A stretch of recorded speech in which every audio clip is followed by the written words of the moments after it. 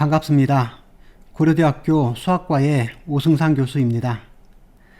현재 수학과와 데이터과학과에서 딥러닝과 강화학습을 강의하고 있습니다. 그리고 딥러닝과 수학, DLMath라는 팀을 운영하고 있습니다. 그러면 저와 함께 딥러닝에 대해서 공부하겠습니다. 계속해서 Generative Adversarial Network, GAN에 대해서 배우고 있습니다. 지난 시간에 와서스타인 GAN의 기본 개념과 여기서 사용되는 와서스타인 디스턴스에 대해서 살펴봤는데요. 오늘은 WGAN의 좀 더 자세한 내용을 살펴보도록 하겠습니다.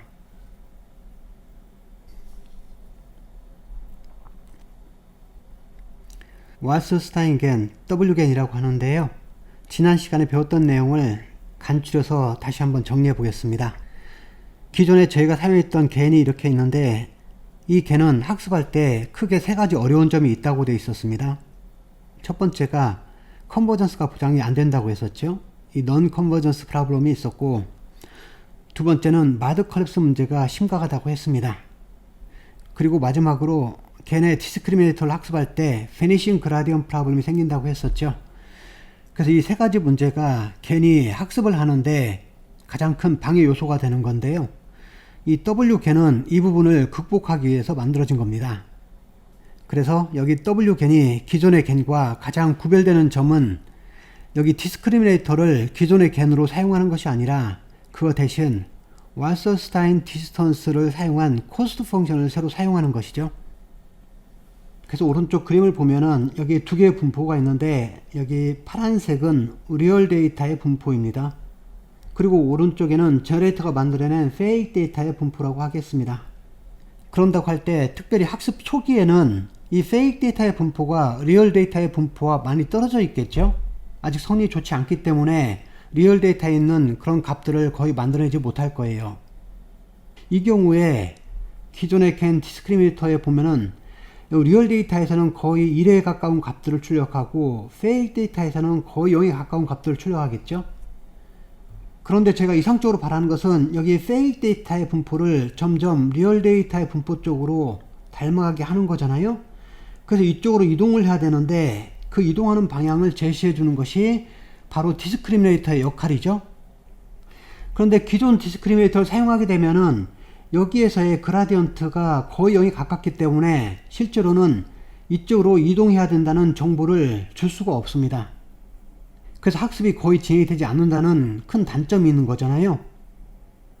그래서 여기서 WGAN에서는 이런 기존의 디스크리미네이터 대신 WGAN 크리틱이라는 것을 대신 사용하고 있습니다.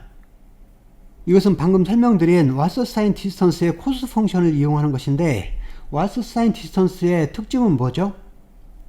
KL 다이버전스를 사용하게 된다면 이 파란색의 리얼 데이터의 분포와 이 녹색의 페이크 데이터의 분포의 차이를 어떻게 비교할 거냐면은 여기 랜덤 베리어블 X에 대해서 여기에 분포와 여기의 분포의 이 값의 차이로 거리 개념을 정의를 했습니다. 그러니까 이 경우에는 여기에 있는 분포가 이쪽으로 이동하는데 큰 영향을 주지 못하죠. 그러니까 이 KL 다이버전스를 줄이는 방법을 이용해서 여기 페이크 데이터의 분포를 리얼 데이터의 분포로 이동하려고 하면은 이쪽으로 가는 거에 대한 정보를 따로 주지는 않잖아요.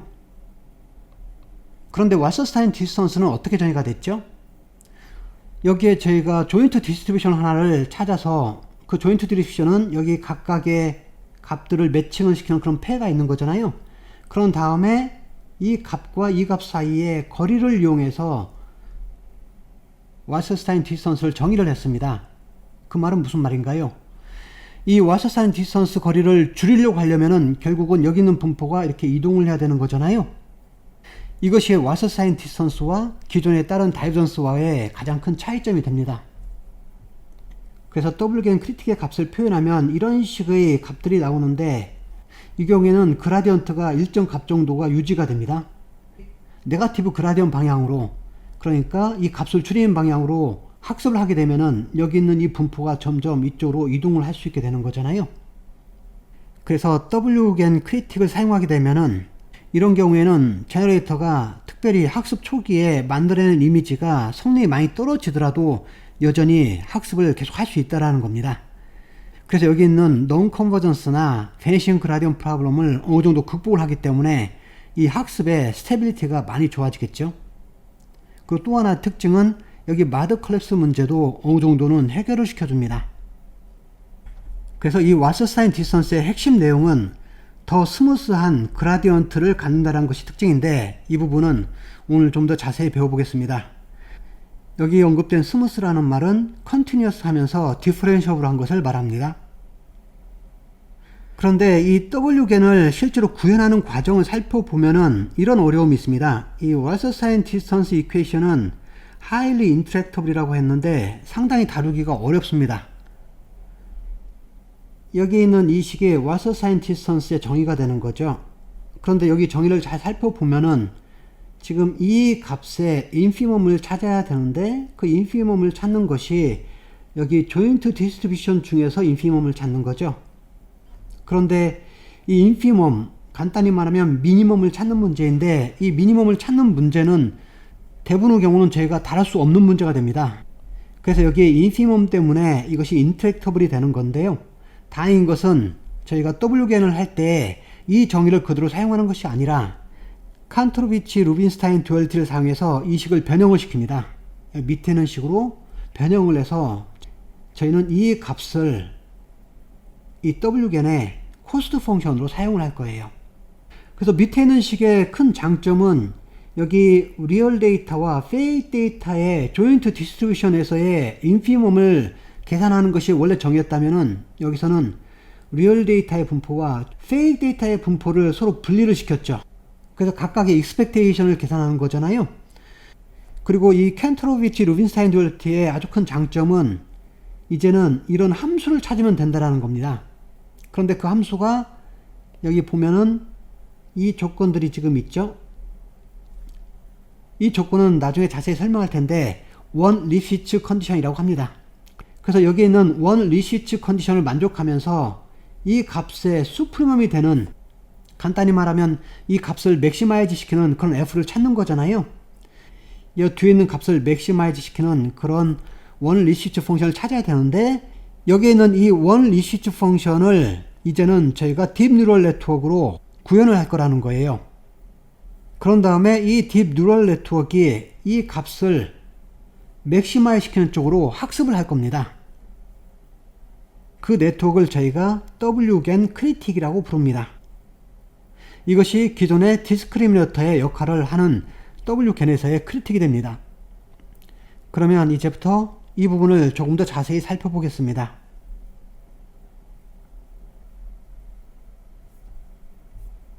먼저는 와서스타인-겐 논문에 나오는 중요한 정리 두 개를 살펴보겠습니다. 여기 첫 번째 정리부터 보겠습니다. 여기 Pn은 확률 분포를 말하고 있습니다. 그리고 N이 지금 시퀀스로 되어 있죠.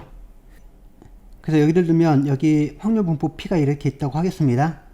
그리고 이 P로 가까이 가는 확률 분포 Pn들이 있다고 하겠습니다. 그러니까 P1이 이렇게 있고 P2가 있고 P3가 있고, 그래서 이 Pn들이 점점 이 P라는 확률 분포로 가까이 가는 그런 시퀀스가 있다고 하겠습니다. 지난 시간에 배웠던 토탈 베리에이션 디스턴스가 이렇게 있고, KL 다이버전스가 이렇게 있고, JS 다이버전스가 있고, 여기 마지막으로 와서스타인 디스턴스가 이렇게 있다고 하면 이것들 사이에 관계를 나타내는 건데요. 그래서 왼쪽부터 보면은 여기 PN 분포와 P 분포의 KL 다이버전스 값이 0으로 컨버즈를 하게 되면은 이것은 여기 표시된 것처럼 JS 다이버전스로도 0으로 컨버즈하게 됩니다. 하지만 그 반대는 성립하지 않습니다. 바꿔 말하면은 KL 다이버전스가 좀 더 강한 조건이 되는 거네요. 그리고 두 번째 특징은 여기 JS 다이버전스하고 토탈 베리에이션 디스턴스는 서로 같은 조건이 되는 거죠. JS 다이버전스로 이것이 0으로 컨버즈 하면은 토탈 베리에이션 디스턴스로도 0으로 컨버즈하고 그 반대도 성립을 합니다. 그런데 이 두 조건으로 또 하나 여기 언급하고 싶은 것은 와서스타인 디스턴스가 0으로 컨버즈 하는 것까지는 보장이 되지만 또 반대는 성립하지 않네요. 그러니까 이것을 보면은 와서스타인 디스턴스가 가장 약한 조건이 되는 거죠. 그리고 반대로 KL 다이버전스가 가장 강한 조건이 됩니다. 그런데 이 와서스타인 디스턴스의 가장 큰 장점은 이것이 0으로 컨버즈 한다는 것과 이 PN이 이 P로 컨버즈 한다는 것과 동치 조건이라는 거예요. 여기 PN이 이 디스트리뷰션 안에서 P로 컨버즈 한다는 말은 여기 화살표 위에 D라는 표현이 있는 것은 이런 표현입니다. 여기 디스트리뷰션 안에서 컨버즈 한다 이런 뜻이 됩니다. Convergence in distribution in random variable 이렇게 이해하시면 됩니다. 두 번째 정리에서는 여기 PR은 여기 Real Data Distribution입니다. 이미 정해져 있기 때문에 Fixed Data라고 생각해도 되겠죠. 그리고 여기 G세타는 세타에서 파라미터라이즈 된 Feedforward Neural Network, 그러니까 딥 뉴럴 네트워크이죠. 여기 겐에서는 제너레이터를 말하고 있습니다. 그리고 여기 P세타는 이 제너레이터가 만들어낸 Fake Data Distribution이라고 생각하시면 됩니다. 그러니까 여기 G가 return variable이 되고 이것은 return variable의 분포를 나타내는 거죠. 그래서 저희가 return space는 주로 가우시안이나 유니폼 디스트리뷰션을 사용했습니다. 그런데 여기 조건이 하나 더 붙긴 한데요. 제가 사용하는 대부분 분포는 이 조건을 자연스럽게 만족을 하고 있습니다. 그런데 이 논문에서는 이 theorem 1을 수학적으로 증명을 하기 위해서 이 조건을 추가로 달았는데 저희가 다룬 대부분의 분포가 이걸 만족하기 때문에 특별히 고려하지 않아도 됩니다. 그래서 이런 상황일 때 와서사인 디스턴스의 가장 큰 장점은 컨티뉴어스 하다는 것과 디퍼런시어블 하다는 겁니다. 물론 컨티뉴어스는 everywhere가 되는 거고 디퍼런시어블은 almost everywhere가 되는 건데 이 와서사인 디스턴스는 기본적으로 컨티뉴어스 하면서 디퍼런시어블 하다, 이것이 앞에서 말한 스무스하다는 개념이 되는 겁니다. 그래서 여기 와서사인 디스턴스가 컨티뉴어스 하면서 디퍼런시어블 하다는 것이 저희가 기존 겐의 디스크리미네이터를 사용하지 않고 Wgen 크리틱을 사용하는 수학적인 근거가 되는 내용이 됩니다. 이 부분을 좀 더 알고 싶으신 분들은 와서사인 겐 논문을 살펴보면 자세히 나와 있습니다. 그런데 이 강의에서는 이 논문에 나와 있는 이것을 잘 표현할 수 있는 그런 예제 하나만 소개하고 증명은 하지 않겠습니다. 여기 P 세타를 여기 R2 위에서 정의된 디스트리뷰션이라고 하겠습니다. 그래서 X축으로는 세타를 나타내고 Y축으로는 여기 return variable로 해당되는 G가 나타내는 값입니다. 그래서 어떤 식으로 정의할 거냐면은 이 세타에 대해서는 X좌표가 세타로 고정이 되어 있고 Y좌표에서는 이 G는 0에서 1까지의 유니폼 디스트리뷰션을 따른다고 하겠습니다. 유닛 인터벌 위에서의 유니폼 디스트리뷰션을 따른다고 되어 있죠. 그래서 오른쪽 그림을 보면은 도메인이 지금 R2이잖아요. 여기에 P세타의 서포터만 제가 그려봤습니다. 그러니까 여기 디스트리뷰션 P세타가 0값이 아닌 그 부분의 면적이 지금 여기 나와 있는 거죠. 여기가 있고, 그래서 여기 높이는 지금 1이 되는 거잖아요. 그래서 X좌표가 세타가 되고 Y좌표는 0에서부터 1까지 이렇게 되어 있는 거죠. 그리고 이 분포를 직접 3차원으로 그림을 그리면 아마 이렇게 표현될 거예요. 지금 P세타의 서포터를 나타내는 그 영역이 이렇게 있죠. 그리고 여기에 유니폼 디스트리뷰션으로 표현됐다고 했기 때문에 높이가 1인 이런 분포가 나오겠죠. 이것이 P세타가 됩니다. 그럼 P0 같은 경우는 어떻게 되는 거죠? P0 같은 경우는 지금 세타가 0인 경우니까 이 경우가 서포트가 되는 거고, 그리고 분포는 실제로 여기 위에서 높이가 1인 이 선이 되는 거죠. 이것이 바로 P0가 되는 거죠. 그래서 보면 이 부분의 면적이 1이 되는 거죠. 그렇기 때문에 P세타의 경우에서는 지금 이 부분, 그러니까 이 부분에서만 이런 분포를 가지게 되고, 여기를 제한 나머지 부분에서는 여기서는 다 확률이 제로가 되는 거죠. 그래서 다시 한번 정리하면 여기 주어진 세타에 대해서 이 P세타의 서포터는 이 부분이 됩니다. 그러니까 세타가 바뀔 때마다 서포터들이 서로 겹치지가 않죠. 그래서 이것은 대표적인 서포터가 서로 디스조인트한 그런 디스트리뷰션들의 셋이 됩니다. 그럼 이 경우에 각각 P세타와 P0 사이의 거리를 제가 지금까지 배웠던 4가지 다이버전스나 디스턴스를 사용해서 한번 계산을 해보겠습니다. 먼저 KL 다이버전스를 보겠습니다. KL 다이버전스는 이것을 계산하는 거죠. 이것을 계산해야 되는데 지금 세타가 0이 아니라고 할게요. 세타가 0이 아니라고 하면은 지금 여기 P0 같은 경우는 어떻게 되죠? 오른쪽 그림에서 보면은 이 부분이 서포트가 되는 거죠. 그러니까 이 부분에서는 확률값이 0이 아닌 게 나오죠. 그런데 그 부분에서 P세타는 어떻게 되나요? 이 부분을 제한 나머지에서 다 확률값이 0이라고 했잖아요. 그러니까 여기서 P0는 0이 아닌데 이 값은 0이 되는 거잖아요. 그러니까 이게 인피니티가 되니까 세타가 0이 아닐 때에는 이게 인피니티 값을 갖게 됩니다. 그 당연히 세타가 0일 때만 0이 되는 거죠. 두 개가 일치하니까요. 이번에 JS 다이버전스도 KL 다이버전스와 유사합니다. 하지만 이것은 인피니티 값을 갖지는 않는다고 되어 있잖아요. 그래서 이것도 세타가 0이 아닌 경우에는 항상 로그 2 값을 갖습니다. 그리고 세타가 0인 경우만 0을 갖는데 이것은 직접 계산을 해보시기 바랍니다. 좋은 연습이 될 겁니다. 세 번째로 토탈 베리에이션 디스턴스를 보겠습니다. 이것은 P0가 P세타보다 더 큰 부분에서의 적분을 하면 되는 거잖아요. 그러니까 여기서 그림에서 보면은 이 부분이 P0가 P세타보다 큰 부분이죠. 여기를 적분하면은 이 면적이 1이 되기 때문에 당연히 세타 0이 아닌 경우는 항상 1 값을 갖습니다. 그런데 이것도 마찬가지로 세타 0인 경우는 항상 0이 되겠죠. 마지막으로 여기 P세타와 P0 사이의 왈서스타인 디스턴스를 생각을 해보겠습니다. 이것만 좀 특별하게 나오죠. 세타의 절대값으로 나오는데 왜 그렇게 되냐면은 이 왈서스타인 디스턴스는 여기 이 부분에 있는 것들을 여기까지 이동하는 그 이동량으로 계산한다고 했잖아요. 그런데 여기 있는 부분의 면적이 어떻게 되나요? 면적이 1에 해당되는 거죠. 그래서 면적이 1에 해당되는 부분을 저희가 얼마나 이동을 해야 되냐면은 여기서 여기까지 이동을 하는데 이동 거리가 세타죠. 여기 이동 거리가 0에서 세타까지 세타만큼 이동을 합니다. 그러니까 이것을 저희가 1 정도의 면적을 세타만큼 이동을 하는 거기 때문에 이것을 계산하게 되면은 여기 있는 것처럼 세타의 절대값이 나오게 됩니다.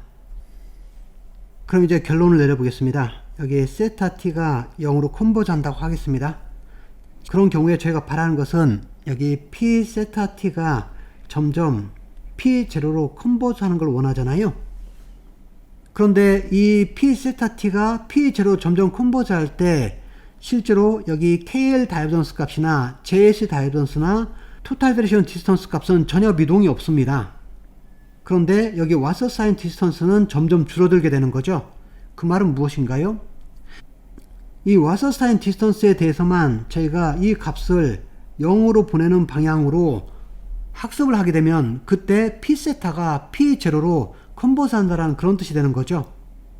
그렇기 때문에 여기 P세타라는 시퀀스는 왓서사인 디스턴스를 통해서만 P0로 컨버즈를 한다는 뜻이 됩니다. 그 말은 여기 왓서사인 디스턴스에 그라디언트 디센트를 적용을 하게 되면은 그러니까 이 왓서사인 디스턴스 값이 줄어드는 방향으로 학습을 할 수 있다는 뜻이 되는 거예요. 그래서 우리는 이 확률 분포가 왓서사인 디스턴스 안에서 그라디언트 디센트 값을 적용을 해서 컨버즈하게 만들 수 있다 이런 뜻이 됩니다. 하지만 여기 있는 다른 다이버전스를 통해서는 그렇게 학습을 할 수가 없게 되죠. 그래서 이것은 다른 다이버전스를 통해서는 학습을 할 수가 없게 되고 심지어 잘 보면 여기 다른 다이버전스는 컨티뉴어스 펑션도 안 되죠. 그래서 여기 있는 KL 다이버전스나 JS 다이버전스 등을 사용하게 되면은 이것은 컨티뉴어스 펑션도 되지 않습니다. 세타가 0일 때 컨티뉴어스가 안 되는 거잖아요. 그래서 여기 정리해 있는 것처럼 이 왈서스타인 디스턴스는 세타의 절대값으로 표현되기 때문에 이 경우에는 이 함수가 everywhere continuous 맞죠? 항상 컨티뉴어스 펑션이 되죠. 또 하나는 디퍼런셜 펑션입니다. 단지 세타가 0일 때만 아닌 거죠.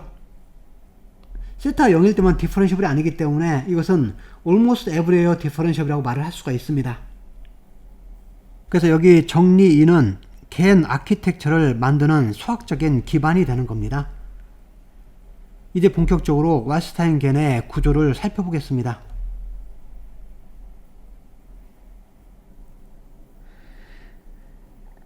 이제 왈스타인의 실제 아키텍처를 살펴보겠습니다. 여기 PR은 리얼 데이터의 분포입니다. 그리고 pset는 제너레이터가 만들어낸 fake 데이터의 분포를 나타내겠죠. 그리고 wgen은 기존의 레귤러겐의 디스크리미네이터를 사용하지 않고 여기에서는 이 왈서스타인 디스턴스를 코스트 펑션으로 직접 사용한다고 했죠. 그래서 기존의 레귤러겐에서는 어떤 데이터가 디스크리미네이터에 들어오면은 이것이 리얼 데이터인지 페이크 데이터인지 판별을 하는 역할을 했다고 하면은 이 wgen에서는 그렇게 하지 않고 이 페이크 데이터의 분포가 들어오면은 이 페이크 데이터의 분포와 리얼 데이터의 분포 사이에 왈서스타인 디스턴스를 계산을 해서 이 디스턴스의 값을, 거리 값을 줄이는 방향으로, 이런 방향으로 학습을 한다고 했잖아요. 그래서 이때 사용되는 왈서스타인 디스턴스의 정의가 여기 나와 있습니다. 그래서 이 디스턴스는 여기 보면은 조인트 디스트리뷰션들을 위해서 이 값의 인피멈을 찾는 거였죠. 그런데 문제는 인피멈을 찾는 문제가 대부분의 경우 다루기가 너무 어렵기 때문에 highly intractable이라고 했습니다. 그래서 이 정의를 이대로 사용해서는 저희가 적용을 할 수가 없습니다. 그런데 다행히도 켄트로비치 루빈스타인 듀얼리티에 의하면은 이 왈서스타인 디스턴스를 이런 방식으로 새로 정의를 할 수가 있습니다. 그래서 여기 새로 바뀐 이 식은 어떤 특징을 가지고 있죠? 일단 기존의 식에서는 여기 조인트 디스트리뷰션을 가지고 있었죠. 그런데 밑에서는 여기 조인트 디스트리뷰션이 분해가 됩니다. 여기 리얼 데이터의 분포를 가져온 텀이 따로 있고, 그리고 여기 페이크 데이터의 분포를 가져온 텀이 여기 또 따로 분해가 되죠. 그래서 밑에서는 리얼 데이터에 대한 익스펙테이션을 계산하는 텀이 있고, 그리고 페이크 데이터에 대한 익스펙테이션을 계산하는 텀이 분리가 됩니다. 이것은 상당히 좋은 장점을 가지고 있습니다. 그리고 또 하나 바뀐 점은 여기 인피멈이 수프리멈으로 바뀌었는데, 그 수프리멈으로 바뀌었을 때 여기 조인트 디스트리뷰션에서의 인피멈이 아니라 여기 특정한 함수에 대한 수프리멈으로 바뀌었죠. 조건이 특정한 함수에 대한 수프리멈으로 바뀌었는데, 그 함수가 어떤 조건을 만족해야 되냐면은 여기 보면 이 기호 있죠. 밑에 L이 써 있고 1보다 작거나 같다라고 되어 있는데, 이것은 여기 밑에 있는 one licit function이라는 뜻이 됩니다. 그래서 칸트로비치 루빈스타인 듀얼리티를 써서 새로 바뀐 식을 보면은 이렇게 리얼 데이터에 대한 익스펙테이션을 계산하는 텀과 페이크 데이터에 대해서 익스펙테이션을 계산하는 텀으로 분해가 됐고, 또 하나는 여기 원 리시트 펑션을 만족하는 그런 함수들에 대해서 이 값을, 그런 수프리멈 값을 찾는 거였잖아요. 그래서 이 수프리멈은 여기 원 리시트 펑션 위에서 정의가 되는 건데, 저희는 앞으로 이것을 이해할 때 이 수프리멈을 맥시멈으로 이해를 해도 관계는 없습니다. 그리고 하나 참고로 원 리시트라는 컨디션이 붙었는데, 이것은 생소해 보이지만 그렇게 어려운 개념은 아닙니다. 여기 오른쪽에 있는 이 식을 만족하는 함수가 원 리시트 펑션이라는 건데요. 이 오른쪽 식을 잘 보면 어떤 거죠? 여기 도메인에 두 점 x1과 x2가 있다고 하면은 이 두 점의 차이보다도 이 두 점의 함수값의 차이가 더 작다라는 말이잖아요. 이 말은 바꿔 말하면은 이 f라는 함수는 평균 기울기가 항상 1보다 작다, 이런 뜻이 됩니다. 한번 예를 들어보면 여기 함수 하나가 이렇게 있는데요. 여기서 보면은 이 부분을 보겠습니다. 이 부분은 경사가 조금 심해졌죠. 그래서 기울기가 1인 직선을 그려보면은 지금 이런 식으로 나올 텐데요. 이 말은 무슨 말인가요? 제가 x1을 예일이 잡고 x2를 이쯤으로 잡아 보겠습니다. 그래서 x1이 여기 있고 x2가 이렇게 있다고 하면은, 지금 여기 빨간색 선은 기울기가 1인데 여기 파란색 곡선의 값은 어떻게 되죠? 이 값의 차이가 실제로는 여기 빨간색 선의 값의 차이보다 더 크게 되는 거죠. 그 말은 이 값이 더 크게 됐다라는 말이잖아요. 그러니까 이것은 원 리시트 펑션이 아닌 거네요. 그래서 이런 것처럼 기울기가 너무 심하게 생기지 않는 것을 말하는 건데요. 어떤 함수가 이 원 리시트 펑션을 만족하려면 이런 식으로 완만하게 증가하고 또 감소도 완만하게 되고, 이런 식의 함수가 될 때야 비로소 원 리시트가 가능합니다. 그래서 여기는 f라는 함수가 원 리시트 컨디션을 만족한다. 그 말은 이것이 급격하게 증가하거나 감소하지 않는다, 이렇게 이해하셔도 충분합니다. 그래서 이것을 기존의 레귤러겐의 디스크리미네이터 역할과 한번 비교를 해볼 텐데요. 여기 위에 보면 이 부분이죠.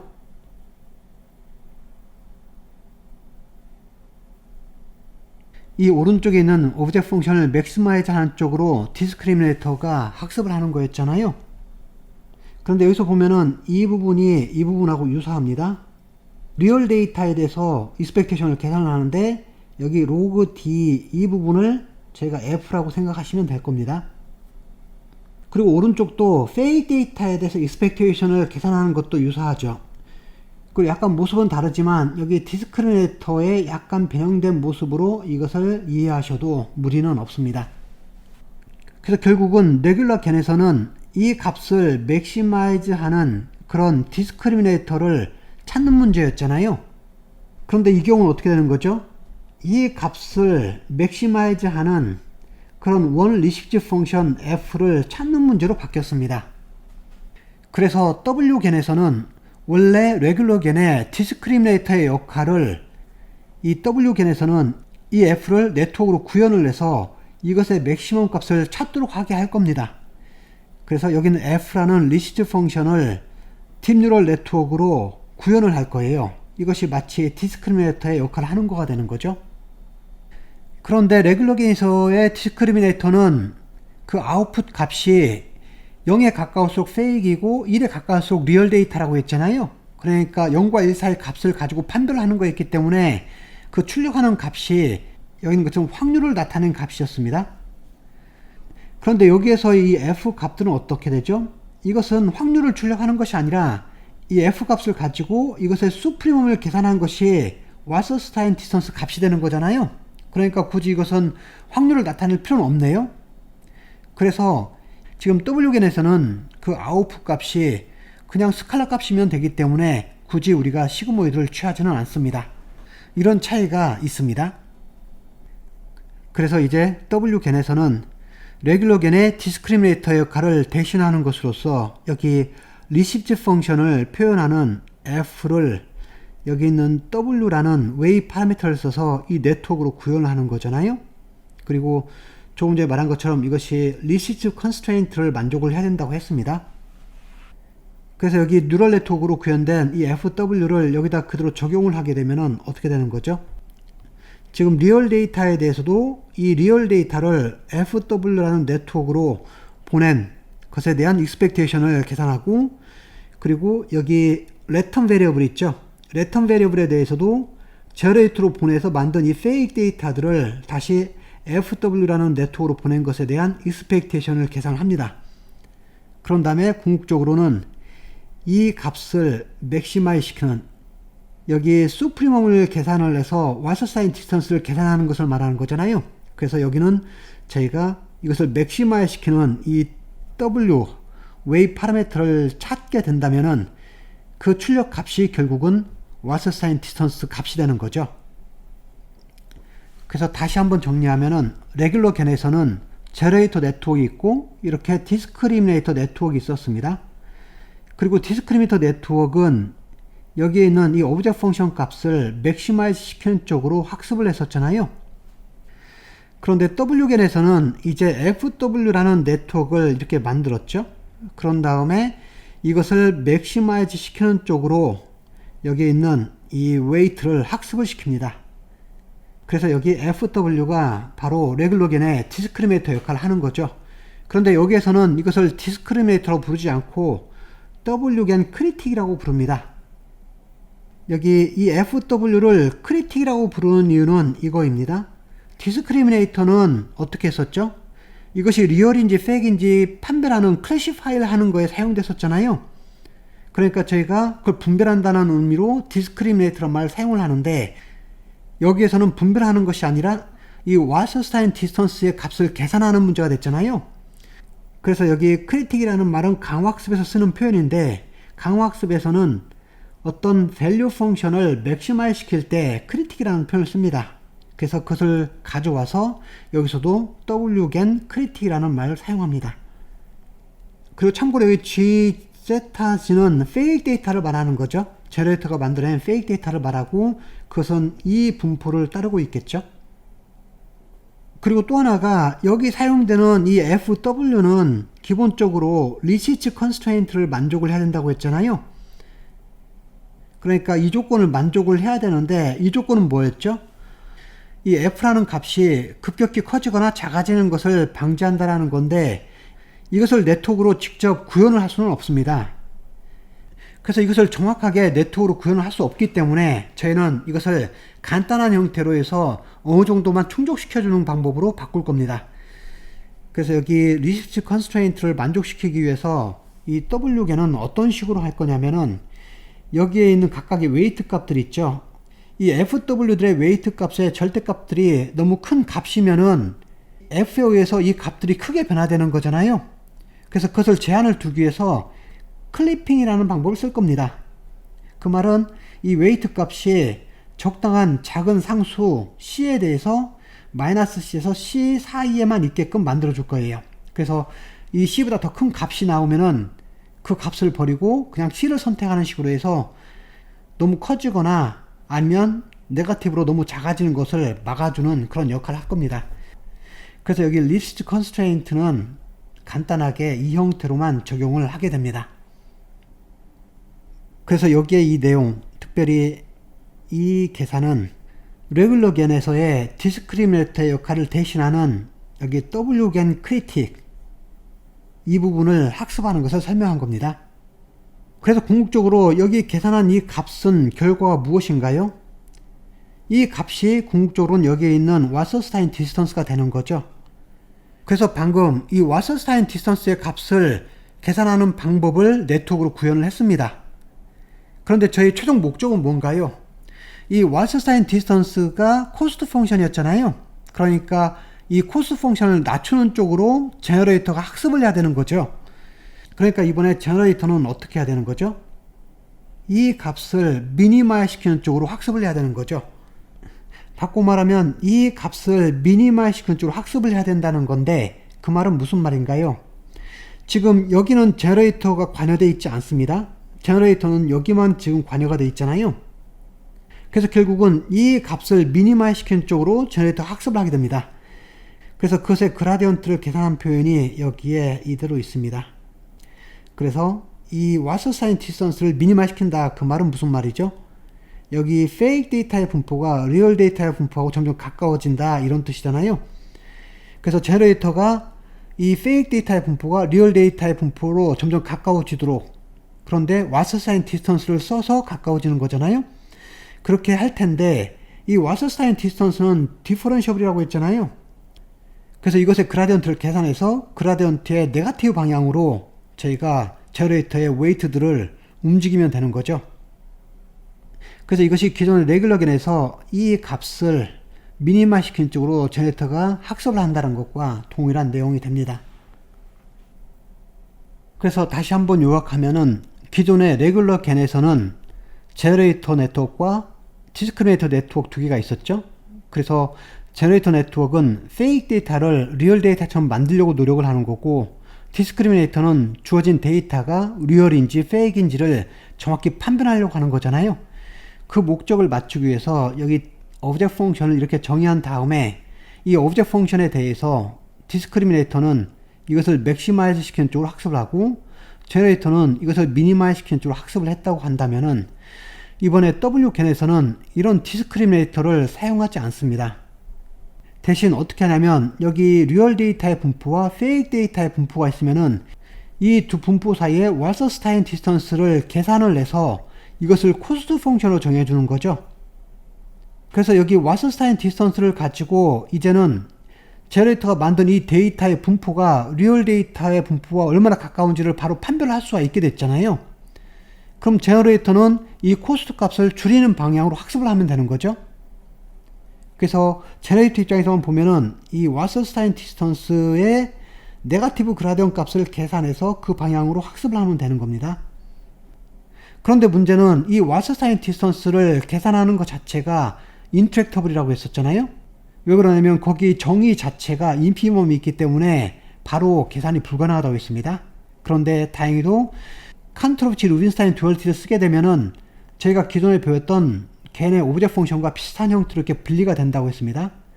여기 리얼 데이터의 분포와 페이크 데이터의 분포로 나눠서 제가 계산을 할 수 있다고 되어 있습니다. 그렇게 한 다음에 여기서도 여전히 수프리멈, 맥시멈에 관련된 식이 나오는데 이때 사용되는 이 f를 저희가 네트워크로 구현을 한다라고 되어 있죠. 그래서 wgen에서는 따로 디스크리미네이터가 있지 않고 이 f라는 리시스 펑션을 구현하는 것을 네트워크로 사용하고 이것을 저희가 wgen critic이라고 부른다고 했습니다. 근데 저희가 원하는 이 f라는 리시스 펑션은 어떤 거였나요? 이 값의 수프리멈에 해당되는, 간단히 표현하자면 맥시마이즈 시키는 함수를 저희가 원한다고 했잖아요. 그러니까 결국은 이것을 맥시마이즈 시키는 그 네트워크를 저희가 찾는 거였죠. 그것이 wgen critic의 역할이었습니다. 그런데 이것이 마치 레귤러겐의 디스크리미네이터와 비슷한 역할을 하는 거였죠. 그래서 레귤러겐과 wgen은 접근 방식은 전혀 다르죠. wgen은 기존의 딥러닝의 방식처럼 코스트 펑션을 정해놓고 그 코스트 펑션을 미니마 시킨 쪽으로 제너레이터 학습을 했잖아요.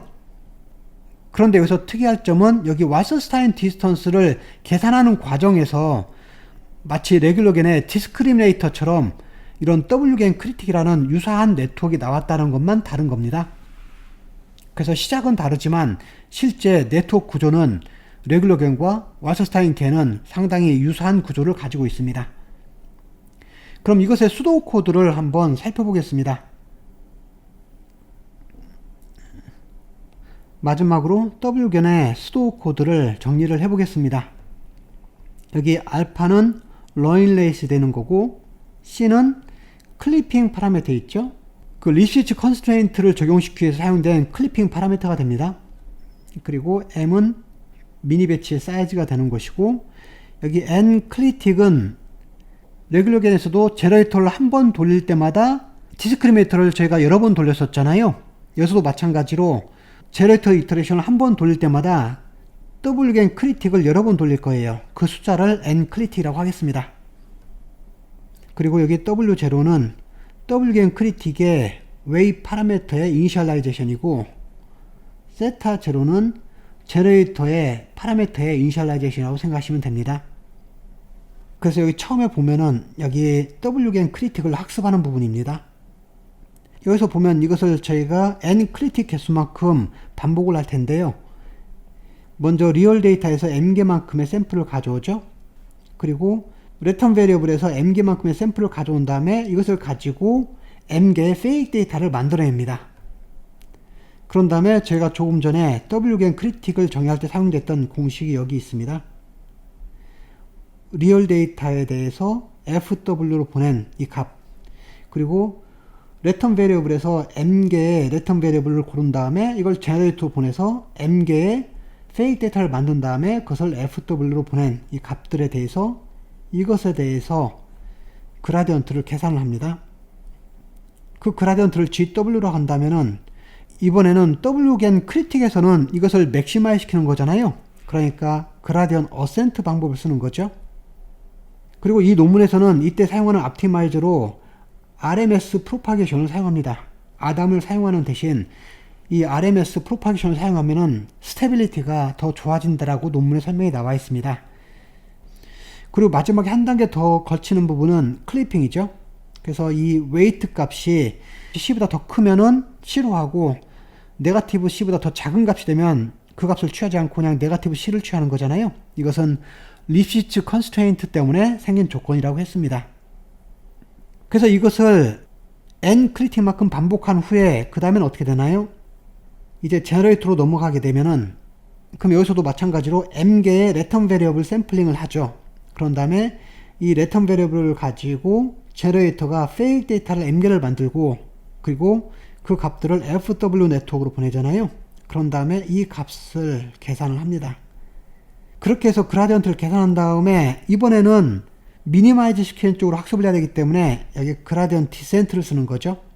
이번에도 마찬가지로 옵티마이저로 RMS 프로파게이션을 사용을 합니다. 이런 식으로 해서 제너레이터를 업데이트를 합니다.